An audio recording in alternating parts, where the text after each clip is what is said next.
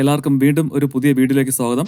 Rocket engines മനുഷ്യൻ നിർമ്മിച്ച ഏറ്റവും ശക്തിയേറിയ എഞ്ചിനാണിത്. ആയിരക്കണക്കിന് ടൺ ഭാരമുള്ള റോക്കറ്റുകളെ നമ്മളൊരു പൂവെടുത്തെറിയുന്നതിനേക്കാൾ ഈസിയായി അത് ഭൂമിക്ക് മുകളിലേക്ക്, ആകാശത്തേക്ക്, സ്പേസിലേക്ക് എത്തിക്കും. അപ്പോൾ അതെങ്ങനെയാണ് പ്രവർത്തിക്കുന്നത്, അതിന്റെ പവർ എത്രയാണ്, അതിലുപയോഗിക്കുന്ന ഇന്ധനം എന്താണ് എന്നതൊക്കെ ഈ വീഡിയോയിൽ എക്സ്പ്ലെയിൻ ചെയ്യാം. എന്നാ തുടങ്ങിയാലോ?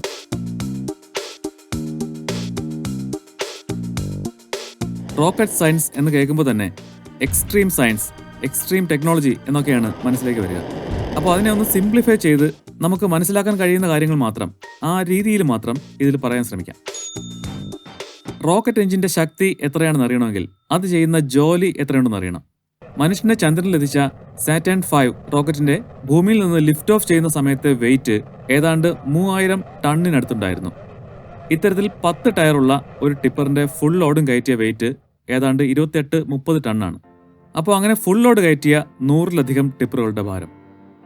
1960-70കളിലാണത്. അന്നേ റോക്കറ്റ് എഞ്ചിൻ ടെക്നോളജി വലിയ തോതിൽ വളർന്നിരുന്നു. ഇന്ന് വരെയുള്ളതിൽ ഏറ്റവും വലുതും ഭാരം കൂടിയതുമായ റോക്കറ്റ് ഇപ്പോൾ ഡെവലപ്മെന്റിലിരിക്കുന്ന സ്പേസ് എക്സിന്റെ സ്റ്റാർഷിപ്പ് എന്ന സൂപ്പർ ഹെവി റോക്കറ്റാണ്. 121 മീറ്റർ ഉയരമുള്ള സ്റ്റാർഷിപ്പിന്റെ വെയിറ്റ് 5000 ടണ്ണാണ്. നേരത്തെ പറഞ്ഞ പോലത്തെ 175ഓളം ടിപ്പറുകളുടെ ഭാരം. തിരിച്ചിവിടേക്ക് വന്നാൽ ചന്ദ്രയാനെയും കൊണ്ട് ഉയർന്ന LVM-3 റോക്കറ്റിന്റെ ലിഫ്റ്റ് ഓഫ് സമയത്തെ വെയിറ്റ് 642 ടണ്ണായിരുന്നു.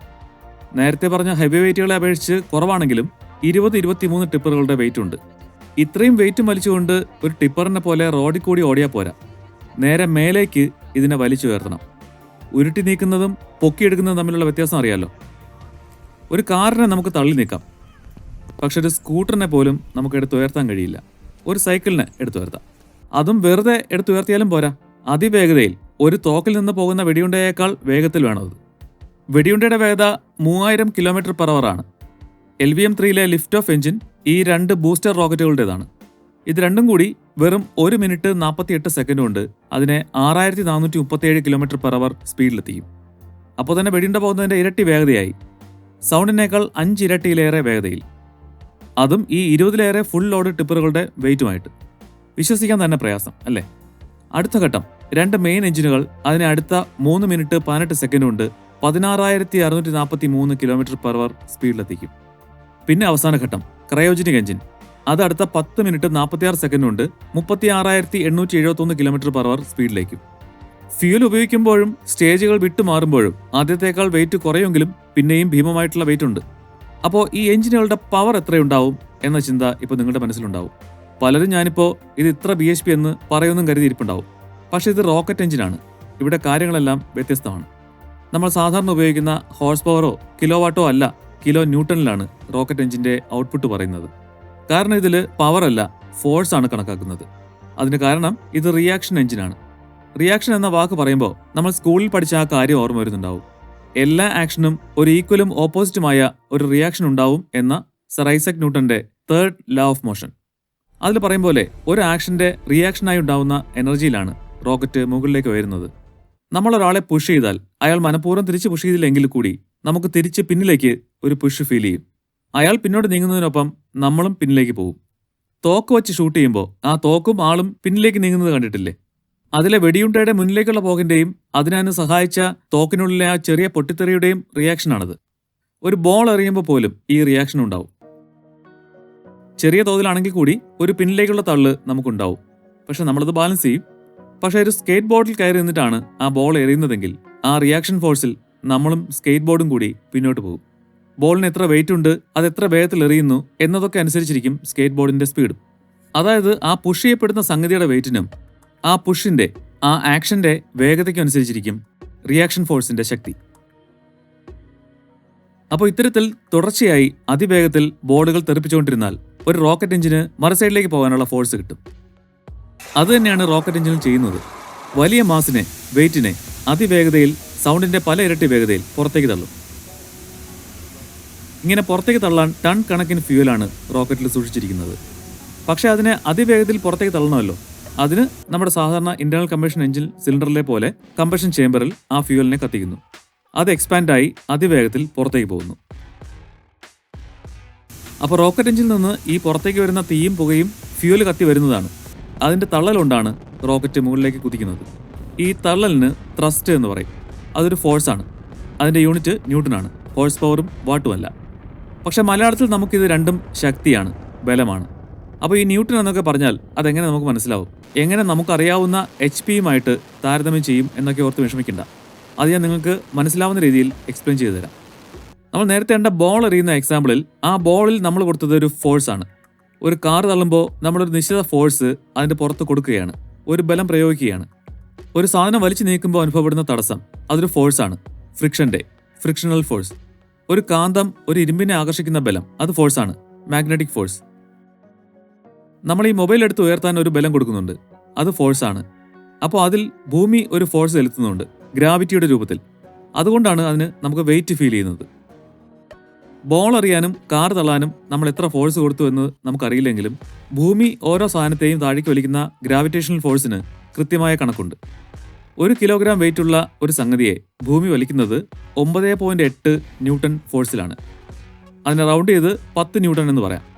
അപ്പോൾ ഒരു 200 ഗ്രാം വെയിറ്റുള്ള മൊബൈൽ ഫോണിനെ ഭൂമി താഴേക്ക് വലിക്കുന്നത് 2 ന്യൂട്ടൺ ഫോഴ്സിലാണ്. അപ്പോൾ അതിനെ എടുത്തുയർത്താൻ നമുക്ക് 2 ന്യൂട്ടൺ ഫോഴ്സ് പ്രയോഗിക്കണം. 1 ടൺ വെയിറ്റുള്ള ഒരു കാർ ഉയർത്താൻ 10,000 ന്യൂട്ടൺ ഫോഴ്സ് വേണം, 10 കിലോ ന്യൂട്ടൺ. പക്ഷേ അതിനെ തള്ളി നീക്കാൻ ഒരു 200 ന്യൂട്ടണൊക്കെ മതിയായേക്കും, ഒരു 20 kg വെയിറ്റ് എടുക്കുന്നതിന് തുല്യമായ ഫോഴ്സ്. അപ്പോൾ ഫോഴ്സ് എന്താണെന്ന് മനസ്സിലായല്ലോ. പവറും ഫോഴ്സും ഒരു കാര്യം നടത്താൻ, ഒരു വർക്ക് നടത്താൻ ഉപയോഗിക്കുന്ന കാര്യങ്ങൾ തന്നെയാണ്, ശക്തി അല്ലെങ്കിൽ ബലം തന്നെയാണ്. പക്ഷെ ഫോഴ്സ് പവറിനേക്കാൾ ബേസിക്കായ സാധനമാണ്.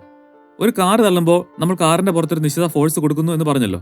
ആ തള്ളുകൊണ്ട്, ആ ഫോഴ്സ് കൊണ്ട് കാർ കുറച്ച് ദൂരം മുന്നിലേക്ക് ഉരുണ്ട് നീങ്ങുമ്പോൾ അവിടെ ഒരു വർക്ക് നടന്നു.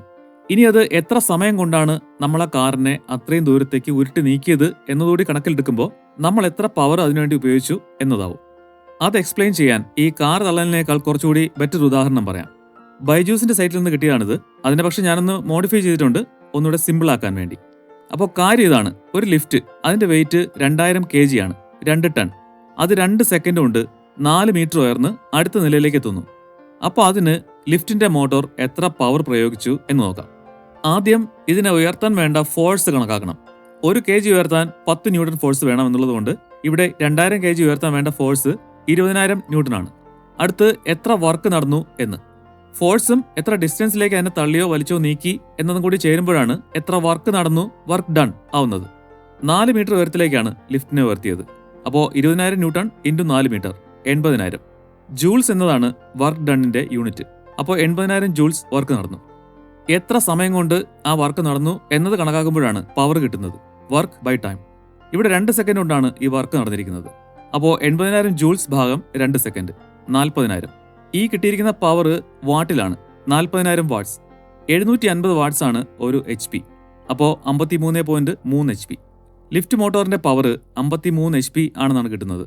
അതായത് എത്ര വർക്ക് നടന്നു എന്നോ അത് എത്ര സമയം കൊണ്ട് നടന്നു എന്നോ നോക്കാതെ പ്രയോഗിക്കുന്ന ബലം മാത്രം കണക്കാക്കുന്നതാണ് ഫോഴ്സ്. എന്നാൽ ആ ഫോഴ്സ് കൊണ്ട് എത്ര വർക്ക് നടന്നു, പിന്നെ അത് എത്ര സമയം കൊണ്ട് നടന്നു എന്നതെല്ലാം കൂടി കണക്കാക്കുമ്പോഴാണ് HP അല്ലെങ്കിൽ വാട്ട്സ് കിട്ടുന്നത്. ന്യൂട്ടണും HP-യും അഥവാ ഫോഴ്സും പവറും തമ്മിലുള്ള ബന്ധവും വ്യത്യാസവും നിങ്ങൾക്ക് മനസ്സിലാവാൻ മാത്രമാണ് ഈ ഒരു ഉദാഹരണം പറഞ്ഞത്. ലിഫ്റ്റിന്റെ മോട്ടോർ സാധാരണ 5 മുതൽ 10 HP വരെയൊക്കെയാണ് ഉണ്ടാവുക. സ്പീഡ് റിഡക്ഷൻ ഗിയർ ബോക്സ് വെച്ച് ടോർക്ക് പല മടങ്ങ് കൂട്ടിയാണ് ആ ചെറിയ മോട്ടോറുകൾ വലിയ ലോഡ് എടുക്കുന്നത്. റോക്കറ്റ് എഞ്ചിൻസിന്റെ കാര്യത്തിൽ എഞ്ചിൻ എത്ര മാസ് പുറത്തേക്ക് തള്ളുന്നു, അത് എത്ര വേഗത്തിൽ എന്നത് രണ്ടും മാത്രമാണ് പ്രധാനം. അതായത് ത്രസ്റ്റ് ആണ് പ്രധാനം. അതുകൊണ്ടാണ് അതിന്റെ റേറ്റിംഗ് ന്യൂട്ടൺ ഫോഴ്സിൽ പറയുന്നത്. അപ്പോൾ ഫ്യൂല് ഈ ഭാഗത്ത് കമ്പഷൻ ചേമ്പറിൽ കൊണ്ടുവന്ന് കത്തിക്കുന്നു എന്ന് പറഞ്ഞു. പക്ഷെ ഫ്യൂല് മാത്രം പോരാ, കത്താൻ 3 കാര്യങ്ങൾ വേണം: fuel, heat, oxygen. Fire triangle ഇത് മുമ്പുള്ള വീഡിയോയിൽ പറഞ്ഞിട്ടുണ്ട്. ഹീറ്റ് സ്പാർക്കിന്റെ രൂപത്തിൽ കൊടുക്കാം. ഓക്സിജൻ എയറിലുണ്ട്, പക്ഷെ അത് ഭൂമിയിൽ. സ്പേസിലേക്ക് പോകുന്ന റോക്കറ്റ് എഞ്ചിന് ഫ്യൂല് കത്തിക്കാൻ ഭൂമിയിലെ അന്തരീക്ഷത്തിലുള്ള ഓക്സിജന്റെ സഹായം തേടാൻ പറ്റില്ല. അപ്പോൾ അതും കൂടെ കരുതണം. അങ്ങനെ ഫ്യൂൽ ഒരു ടാങ്കിൽ കരുതും പോലെ ഓക്സിജനും കരുതണം. അത് പല രൂപത്തിൽ, ഭാവത്തിൽ കരുതും. Solid fuel rocket, liquid fuel rocket, cryogenic fuel rocket, അങ്ങനെ പലതരം എഞ്ചിനുണ്ടല്ലോ. അത് ഓരോന്നും എക്സ്പ്ലെയിൻ ചെയ്യുമ്പോൾ അതും ഉപയോഗിക്കുന്ന പലതരം ഫ്യൂലും പറയാം.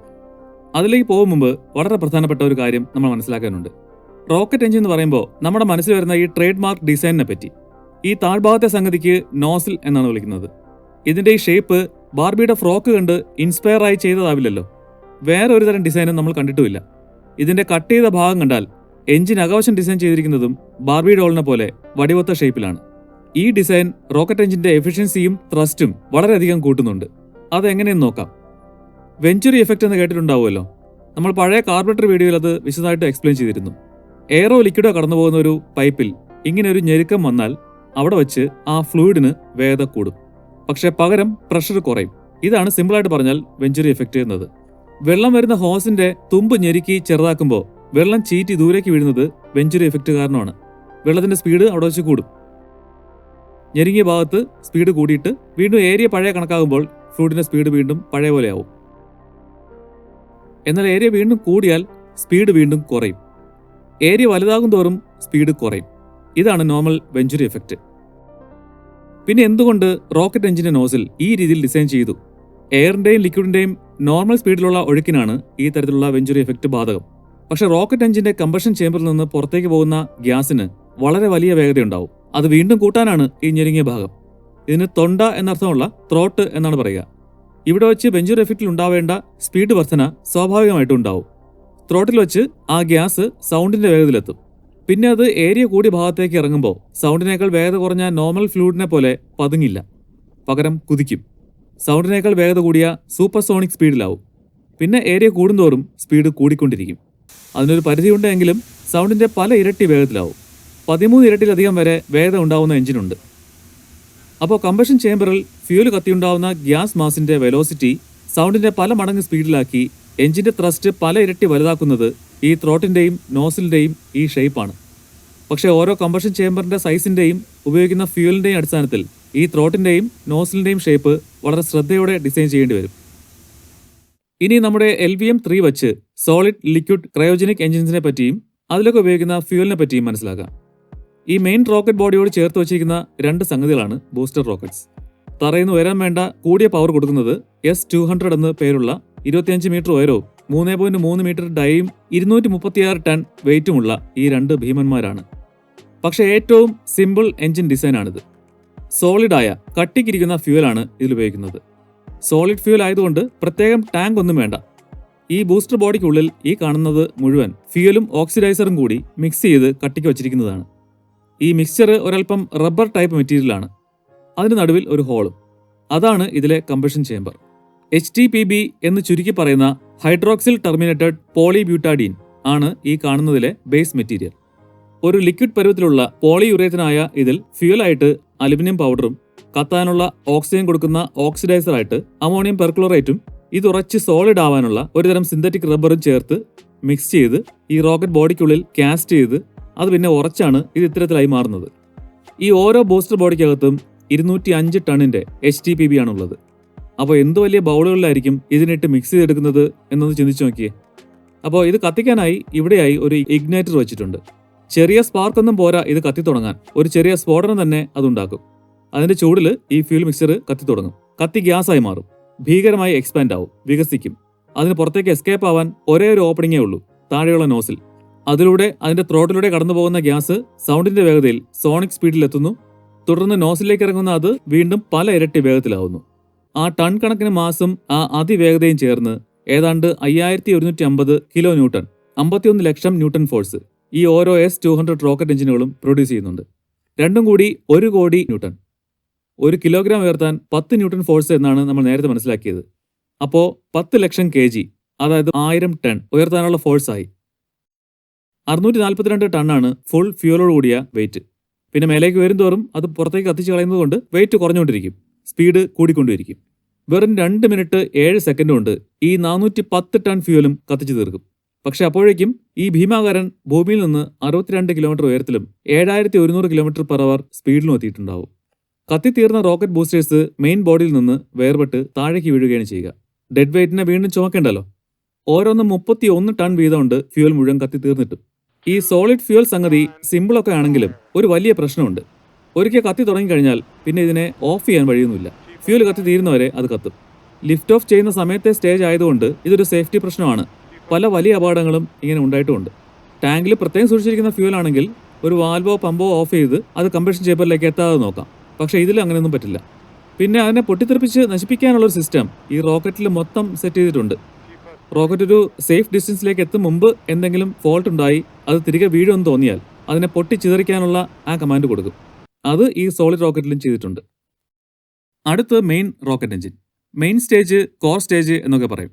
ലിക്വിഡ് ഫ്യൂൽ ഉപയോഗിക്കുന്ന വികാസ് എന്ന പേരുള്ള 2 എഞ്ചിൻസാണിതിൽ. ഫ്രാൻസിലെ വൈക്കിംഗ് എഞ്ചിന്റെ മാതൃകയിൽ അവരുടെ ടെക്നോളജി ട്രാൻസ്ഫറിലൂടെ ഇന്ത്യയിൽ നിർമ്മിച്ച് 1985 ആദ്യം ടെസ്റ്റ് ചെയ്ത എഞ്ചിന്റെ ഏറ്റവും പുതിയ തലമുറയിലെ ഏറ്റവും ത്രസ്റ്റ് കൂടിയ എഞ്ചിനാണിത്. വിക്രം അംബാലാൽ സാരാഭായിയുടെ പേരിൽ നിന്നാണ് വികാസ് എന്ന പേര് ഇതിനിടുന്നത്. ഗോദ്രേജ് ആൻഡ് ബോയ്സ് കമ്പനിയുടെ സഹായത്തോടെ നമ്മുടെ ട്രിവാൻഡ്രം, വലിയ മലയിലും ബാംഗ്ലൂരിലുള്ള liquid propulsion systems centre LPSC അവിടെയാണ് ഇത് ഡെവലപ്പ് ചെയ്തത്. ശ്രീ നമ്പി നാരായണന്റെ നേതൃത്വത്തിലാണ് ഇതിന്റെ ആദ്യ ടെസ്റ്റിംഗ് ഒക്കെ നടന്നത്. ഇവിടെ ഈ അനിമേഷന്റെ ബേസ് ആയിട്ട് എടുത്തിരിക്കുന്നത് പക്ഷേ വികാസ് എഞ്ചിൻ അല്ല, ഇത് സ്പേസ് എക്സിന്റെ റാപ്റ്റർ എഞ്ചിനാണ്. ഫ്യൂലും ഓക്സിഡൈസറും 2 ടാങ്കുകളിലായാണ് സ്റ്റോർ ചെയ്തിരിക്കുന്നത്. ഇത്തരത്തിൽ 2 കെമിക്കൽ ഉപയോഗിക്കുന്ന സിസ്റ്റത്തിന് ബൈ പ്രൊപ്പല്ലന്റ് എന്നാണ് പറയുക. ഈ റോക്കറ്റ് ഫ്യൂലിന് പറയുന്ന പേരാണ് പ്രൊപ്പല്ലന്റ്. ഇവിടെ ഈ 2 പ്രൊപ്പല്ലന്റും കൂടി 116 ടൺ ഉണ്ടാവും. ഫ്യൂല് UDMH എന്ന അൺസിമെട്രിക്കൽ ഡൈമെഥൈൽ ഹൈഡ്രാസിന്റെയും ഹൈഡ്രാസിൻ ഹൈഡ്രേറ്റിന്റെയും മിക്സ് ആണ്. 25% ഹൈഡ്രാസിൻ ഹൈഡ്രേറ്റ് ഉള്ളതുകൊണ്ട് ഇതിനെ UH25 എന്ന് പറയും. നോർമൽ ടെമ്പറേച്ചറിൽ ഇത് ലിക്വിഡാണ്. ഡൈ നൈട്രജൻ ടെട്രോക്സൈഡ് എന്ന കെമിക്കലാണ് കത്താൻ ഓക്സിജൻ സപ്ലൈ ചെയ്യുന്ന ഓക്സിഡൈസർ. ഇത് UH25 ഫ്യൂലുമായിട്ട് ടച്ച് ചെയ്യുന്ന നിമിഷം തന്നെ തനിയെ ഇഗ്നേറ്റ് ആവും എന്നതുകൊണ്ട് ഈ എഞ്ചിനിൽ തീ ഉണ്ടാക്കാൻ പ്രത്യേക ഇഗ്നേറ്ററിന്റെ ആവശ്യമില്ല. ഇതിൽ ഫ്യൂൽ നേരെ കമ്പഷൻ ചേമ്പറിലേക്ക് വരുന്നതായാണ് കാണിച്ചിരിക്കുന്നത് എങ്കിലും അതാദ്യം ഈ കമ്പഷൻ ചേമ്പറിനും നോസിലിനും ചുറ്റുമുള്ള ചെറിയ ട്യൂബുകളിലൂടെ ഒഴുകി അതിലെ ചൂടെടുത്ത് അതിനെ തണുപ്പിച്ചാണ് ഇഞ്ചക്ടറിലേക്ക് എത്തുന്നത്. ഈ ടൈപ്പ് കൂളിങ്ങിന് റീജനറേറ്റീവ് കൂളിംഗ് എന്നാണ് പറയുന്നത്. മാത്രമല്ല കമ്പഷൻ ചേമ്പറിലെ പ്രഷറിനേക്കാൾ കൂടുതലുണ്ടെങ്കിലേ ഈ ഫ്യൂലിനെ അവിടെ ഇഞ്ചക്ട് ചെയ്യാനും കഴിയും. കമ്പഷൻ ചേമ്പറിലെ പ്രഷർ വളരെ വലുതാണ്. 4000-4500 PSI വരെ ഉണ്ടാവും പല എഞ്ചിനിലും. അതുകൊണ്ട് പമ്പ് ചെയ്താണ് രണ്ടും ഇങ്ങോട്ട് വരുന്നത്. അങ്ങനെ കമ്പഷൻ ചേമ്പറിലെ 2 സെറ്റ് ഇഞ്ചക്ടറുകളിലൂടെ ഇഞ്ചക്ഷൻ ചെയ്യപ്പെടുന്ന ഫ്യൂലും ഓക്സിഡൈസറും തമ്മിൽ മീറ്റ് ചെയ്യുന്ന സമയത്ത് തന്നെ ഹീറ്റ് ഉണ്ടായി, തീയുണ്ടായി, കമ്പഷൻ നടന്നു തുടങ്ങും. അത് നോസിലിന്റെ ത്രോട്ട് വഴി പാസ് ചെയ്യുമ്പോൾ സൗണ്ടിന്റെ വേഗതയിലും താഴേക്ക് ഇറങ്ങുന്തോറും സൂപ്പർസോണിക് സ്പീഡിലുമായി പുറത്തു വരും. അതിന്റെ റിയാക്ഷനിൽ എഞ്ചിനും അതിരിക്കുന്ന റോക്കറ്റും കുതിക്കും. 800 മുതൽ 850 kN വരെയാണ് ഈ ഓരോ വികാസ് എക്സ് എഞ്ചിന്റെയും ത്രസ്റ്റ് ഫോഴ്സ്. അപ്പോൾ ടോട്ടൽ 1600 മുതൽ 1700 kN ഫോഴ്സ്. 1700 എന്ന് കൂട്ടിയാൽ 170 ടൺ വെയിറ്റ് ഉയർത്താനുള്ള ഫോഴ്സ്. ബൂസ്റ്റർ റോക്കറ്റുകൾ വേർപെട്ട് വികാസുകൾ പ്രൊപ്പൽഷൻ ഏറ്റെടുക്കുമ്പോൾ ഏതാണ്ട് ഈ സെയിം വെയിറ്റ് ആയിരിക്കും റോക്കറ്റിന്. ഭൂമിയിൽ നിന്ന് 60 കിലോമീറ്റർ മാത്രം ആകുന്നതുകൊണ്ട് വെയിറ്റ് ഒന്നും അധികം കുറയാനുള്ള ഡിസ്റ്റൻസ് ഭൂമിയിൽ നിന്നും ആയിട്ടുമില്ല എന്നോർക്കണം. പക്ഷെ അതിലെ 116 ടൺ ഫ്യൂൽ കത്തിത്തീരുന്നതിനനുസരിച്ച് വെയിറ്റ് കുറയും, വേഗത കൂടും. ഏതാണ്ട് 3 മിനിറ്റും 18 സെക്കൻഡും കൊണ്ട് ഈ 116 ടണ്ണും കത്തിത്തീരും. L1 ടൺ വേർപെടും. അടുത്ത stage, third and last stage, C25 എന്ന ക്രയോജനിക് സ്റ്റേജ് ആണ്. ഇത് ബേസിക്കലി ഒരു ലിക്വിഡ് പ്രൊപ്പൽഷൻ എഞ്ചിൻ തന്നെയാണ്. പക്ഷെ വ്യത്യാസം ഇതിന്റെ ഫ്യൂവലിലാണ്. ഏറ്റവും സിമ്പിൾ ഫ്യൂവലായ ഹൈഡ്രജനും ഓക്സിഡൈസറായിട്ട് സാക്ഷാൽ ഓക്സിജനും തന്നെയാണ്. പക്ഷേ ഗ്യാസ് ഫോമിലല്ല ഇത് രണ്ടും, ലിക്വിഡ് ഫോമിലാണ്. ഗ്യാസ് ഫോമിൽ വളരെ കുറച്ച് മാത്രമേ ഇത് രണ്ടും സ്റ്റോർ ചെയ്യാൻ പറ്റൂ. ഹൈ പ്രഷറിൽ കംപ്രസ് ചെയ്ത് സ്റ്റോർ ചെയ്യാം, എന്നാലും അത് അത്രയ്ക്കൊന്നും അങ്ങോട്ട് ആവില്ല. പക്ഷേ ആ പ്രഷർ താങ്ങാൻ വളരെ ഹെവി ആയിട്ടുണ്ടാക്കിയ ടാങ്കുകളും വേണം. അപ്പോൾ വെയിറ്റ് വീണ്ടും കൂടും. അപ്പോൾ അതിന് കണ്ടെത്തിയ പോംവഴിയാണ് അതിനെ രണ്ടിനെയും ലിക്വിഡാക്കി സ്റ്റോർ ചെയ്യുക എന്നത്. ലിക്വിഡാക്കുമ്പോൾ 260 ലിറ്റർ വോളിയം ഉള്ള ഹൈഡ്രജൻ ഗ്യാസിനെ വെറും 1 ലിറ്ററിലേക്ക് ഒതുക്കാൻ പറ്റും. ഓക്സിജന്റെ കാര്യത്തിൽ അത് കൂടുതൽ എഫക്റ്റീവാണ്. 844 ലിറ്റർ ഗ്യാസിനെയാണ് ലിക്വിഡാക്കി 1 ലിറ്റർ ആക്കാൻ കഴിയുന്നത്. എന്നാൽ പ്രഷർ വളരെ നിസ്സാരമായിരിക്കുകയും ചെയ്യും. ഓക്സിജൻ 20.5 PSIയും ഹൈഡ്രജൻ 17.6 PSIയും. പക്ഷേ ഇവയെ ലിക്വിഡാക്കുക, അതിനെ അങ്ങനെ തന്നെ സൂക്ഷിക്കുക, പിന്നെ എഞ്ചിനിലേക്ക് എത്തിച്ച് കത്തിക്കുക, ഇതൊക്കെയാണ് വെല്ലുവിളികൾ. ചുമ്മാ എടുത്തു വെച്ച് ലിക്വിഡ് ആവിടെ, ടൈഗർ കാ ഹുക്കും എന്നൊന്നും പറഞ്ഞെന്ന് വെച്ച് അത് ലിക്വിഡ് ആവില്ല. അവിടെയാണ് ക്രയോജനിക് എന്ന പേരിന്റെ കാര്യം വരുന്നത്. ക്രയോജനിക് എന്നാൽ -150 ഡിഗ്രി സെൽഷ്യസിന് താഴെ -273 ഡിഗ്രി സെൽഷ്യസ് വരെയുള്ള ടെമ്പറേച്ചർ എന്നാണ് അർത്ഥം. അതിഭീകരമായ തണുപ്പ്. ഓക്സിജൻ ഗ്യാസിനെ -180 ഡിഗ്രി സിയിലേക്ക് തണുപ്പിക്കുമ്പോഴാണ് അത് ലിക്വിഡായി മാറുന്നത്. ഹൈഡ്രജനെ -253 ഡിഗ്രി സിയിലേക്ക് തണുപ്പിക്കുമ്പോഴും. ഈ ക്രയോജനിക് ടെമ്പറേച്ചറിലേക്ക് തണുപ്പിക്കുന്നതും ആ ടെമ്പറേച്ചർ തന്നെ സൂക്ഷിക്കുന്നതാണ് പ്രധാന പ്രശ്നം. റോക്കറ്റിലെ ടാങ്കുകളിലും അതിനെ ഈ തണുപ്പിൽ തന്നെ സൂക്ഷിക്കണമല്ലോ. ലോഞ്ച് പാഡിന് അധികം ദൂരെ അല്ലാതെ ക്രയോജനിക് പ്ലാന്റും സമീപത്തായിട്ട് ക്രയോജനിക് ഫ്യൂൽ സൂക്ഷിക്കാനുള്ള ടാങ്കുകളും ഉണ്ടാവും. ലോഞ്ചിന് തൊട്ടു മുമ്പ് മാത്രമേ അത് റോക്കറ്റിലെ ടാങ്കിലേക്ക് നിറയ്ക്കൂ. പക്ഷേ എത്രയൊക്കെ പ്രശ്നമുണ്ടെങ്കിലും വെയിറ്റ് കുറഞ്ഞ ടാങ്കുകൾ മതിയാവും എന്നതും കൂടുതൽ ഫ്യൂൽ കുറഞ്ഞ സ്ഥലത്ത് കൊണ്ടുപോകാം എന്നതും വലിയ പ്ലസ് പോയിന്റ്സ് ആണ്. പക്ഷേ ഏറ്റവും പ്രധാന ഗുണം ഇതൊന്നുമല്ല. ചുമക്കുന്ന ഫ്യൂവലിന് ഏറ്റവും കൂടുതൽ ത്രസ്റ്റ് വരുന്നു എന്നതാണ് ഈ ബുദ്ധിമുട്ടെല്ലാം നേരിട്ടും ക്രയോജനിക് ലിക്വിഡ്സ് ഉപയോഗിക്കുന്നതിന്റെ ഏറ്റവും വലിയ ഗുണം. അതായത് കുറഞ്ഞ ഫ്യൂൽ വെയിറ്റിൽ കൂടുതൽ ത്രസ്റ്റ് ഫോഴ്സ്. നോസിൽ വഴി തള്ളുന്ന മാസും അതിന്റെ സ്പീഡും കൂടി ചേർന്നാണ് ത്രസ്റ്റ് ഉണ്ടാകുന്നത് എന്ന് നേരത്തെ പറഞ്ഞു. അപ്പോൾ ഇവിടെ കുറഞ്ഞ ഫ്യൂൽ മാസിൽ കൂടുതൽ ത്രസ്റ്റ് എന്ന് പറയുമ്പോൾ എക്സോസ്റ്റിന്റെ സ്പീഡ്, എക്സോസ്റ്റ് വെലോസിറ്റി അത്രയും കൂടുതൽ ഉണ്ടാവണമല്ലോ. ഉണ്ട്. 4.33 km/s, അതായത് 15,590 km/h സ്പീഡ്. സൗണ്ടിന്റെ വേഗത 1235 km/h ആണ്.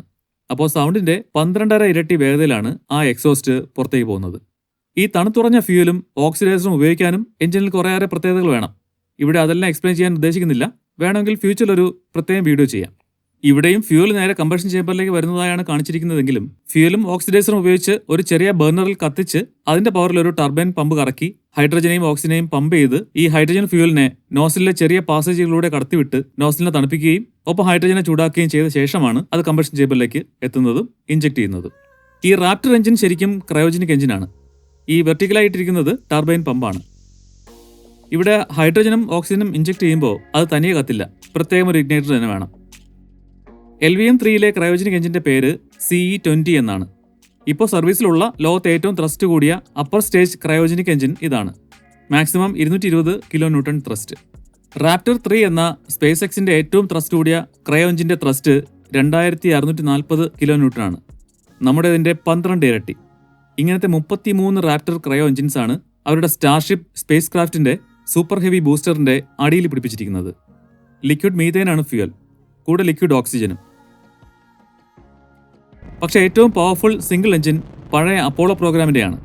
സാറ്റേൺ 5 ഉപയോഗിച്ച Rocketdyne F1 engine. 7740 kN ആയിരുന്നു ത്രസ്റ്റ്. 5.5 മീറ്റർ ഉയരവും 3.7 മീറ്റർ ഡയമീറ്റർ ഉള്ള എഞ്ചിൻ. ഇങ്ങനത്തെ 5 എണ്ണമായിരുന്നു സാറ്റേൺ 5ന്റെ ഫസ്റ്റ് സ്റ്റേജിലുണ്ടായിരുന്നത്. പറഞ്ഞാൽ തീരില്ല ഇതൊന്നും. റോക്കറ്റ് ടെക്നോളജിയെ പറ്റിയൊരു ഇൻട്രൊഡക്ഷനായി കണ്ടാൽ മതി ഈ വീഡിയോ. കൂടുതൽ വീഡിയോകളുമായിട്ട് വീണ്ടും വരാം. Thank you so much for watching.